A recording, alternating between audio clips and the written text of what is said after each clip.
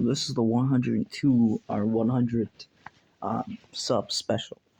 Uh, I'm gonna do something I don't typically do. I'm going to review a movie, and honestly, which movie am I gonna review? Thor: Love and Thunder. This movie's getting clowned on. Like, I understand it though. With the amount of jokes, the goats, the amount of silliness, the amount of side quest, it really does feel more like a parody of a Marvel movie. Thor getting new powers every 5 seconds. It being all over the place, side quest here, Gore's stuff, Gore the God Butcher stuff here and there, everything, Um, it's very, it's very, it's very all over the place. Thor was funny as and charming as always.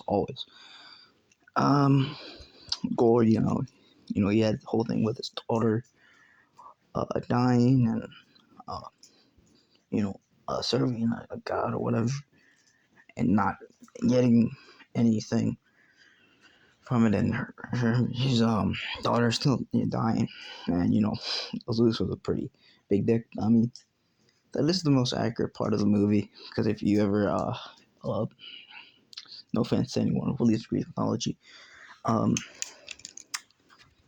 Zeus is kind of a dick in Greek mythology if you ever know some stuff about it. Comment on if you would like more videos like this. It was a movie that was certainly all over the place, but it had funny stuff, like just Thor in general, like the jokes, like the whole whole high five T or whatever. Honestly, it was pretty.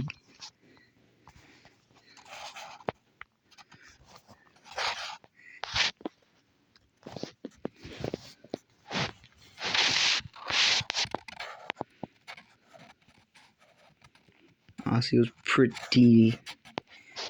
It was a pretty funny movie, not gonna lie. The action scenes were cool, it was funny. The interactions between Valkyrie, Thor, and Jane were like very how do I put this?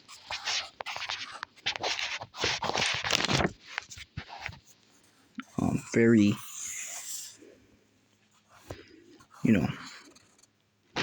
they're very good. A story about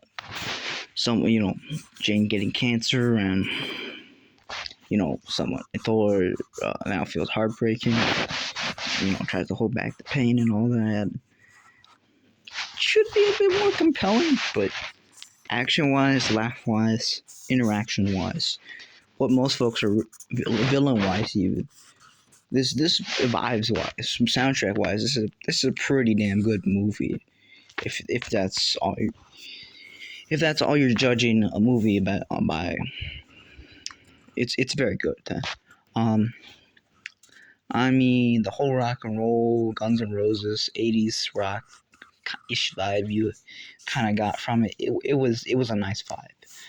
I hated the goats, honestly, but I just thought they were annoying as hell.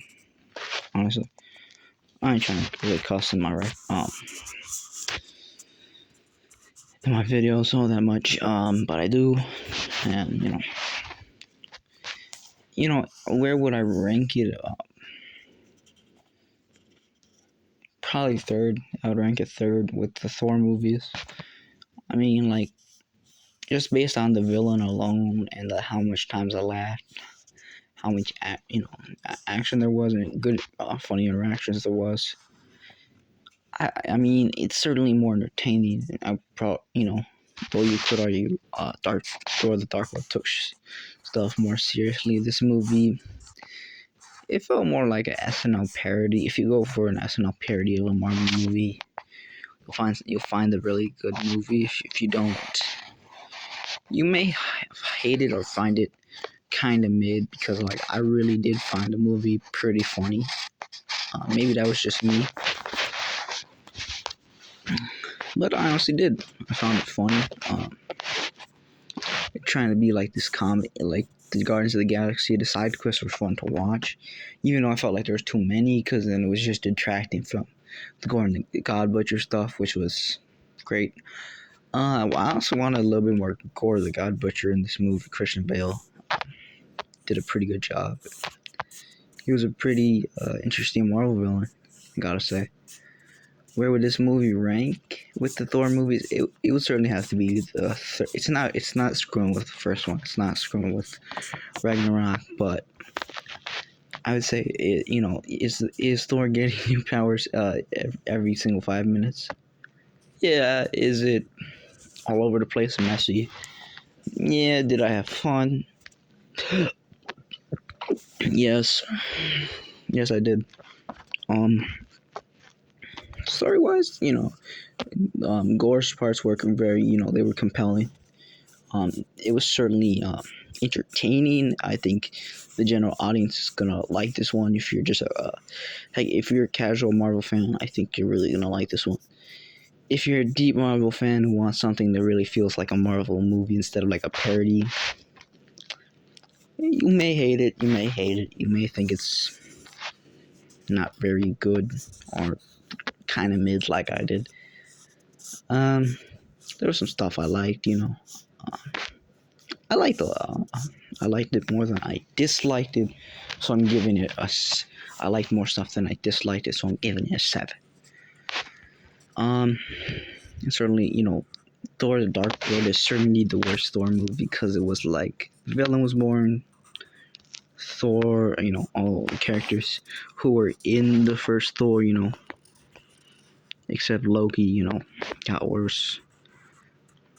Though Thor's, mom died was certainly one of the more emotional moments, you could say, in that movie.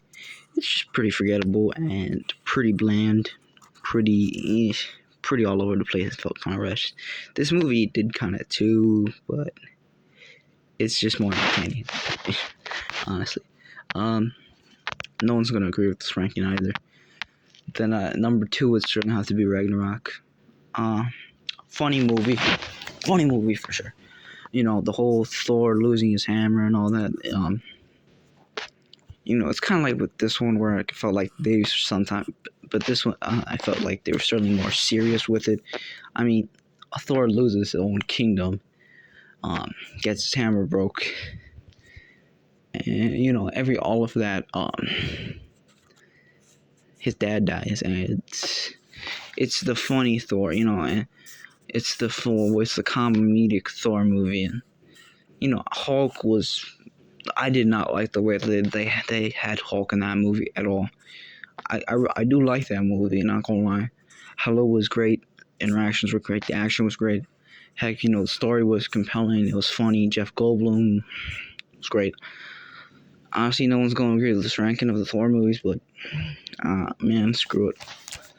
No, the first Thor was the best Thor. Though the side characters kind of weighed down, like whole him learning to be worthy, compelling stuff to me at least.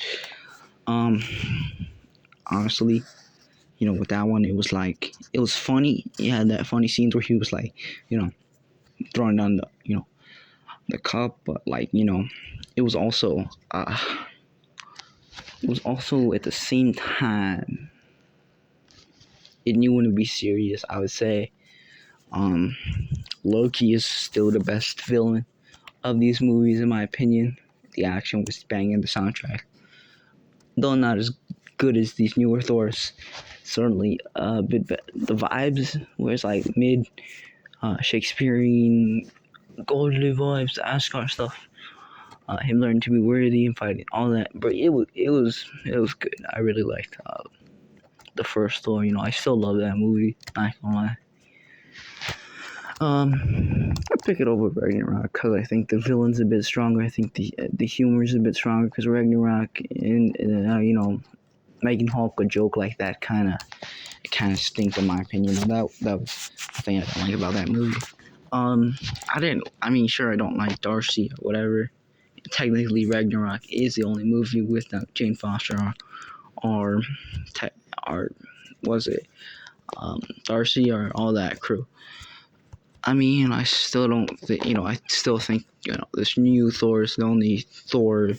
I would have to say the chemistry between Jane and Thor was so good in this one, but the original movie, no, the side characters kind of way. But honestly, Thor and Loki, are goated, and the fights were goated. The story was goated. It was compelling. It was really, you know, it was serious. The vibes. It was just so unique that I don't know. Uh, I have to give number one to the original Thor. Honestly.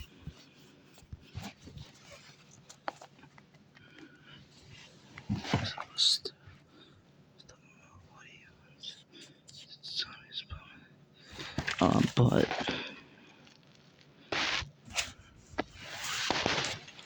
that's certainly that's my opinion on the new Thor. What did you think? How would you rank the Thor movies? For recap, this new Thor was okay. It was mid, in my opinion. It wasn't terrible. It wasn't great. If I had to rank the Thor movies, one is the best. Ragnarok is the second best. This new one is number 3, and Thor: The Dark World is last. But I could see myself putting over, because it takes itself a bit more serious or whatever, and Loki is in it, so I could see myself putting it over. But as of right now, no. Leave your ranking down. Leave a requested video if you like. Do you want me to do more videos like this? Uh, um, Peace out. And for everyone that's subscribed to me, thank you. Um, I think I got like 102 subscribers. Sorry, this video might be, it is late, I guess. Sorry about that. Peace out.